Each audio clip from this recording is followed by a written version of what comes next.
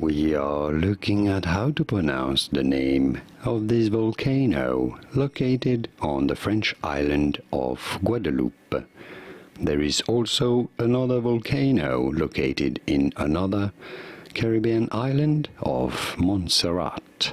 So how do you go about pronouncing this? For reference in French, because this is a French word, it is said as Soufrière, Soufrière, Soufrière, but it'd be fine in English to say it as Soufrière, Soufrière from French, Soufrière. And now you know. Did you get this? Was this any helpful? Let me know in the comments and by using the like button. Thank you kindly for your support.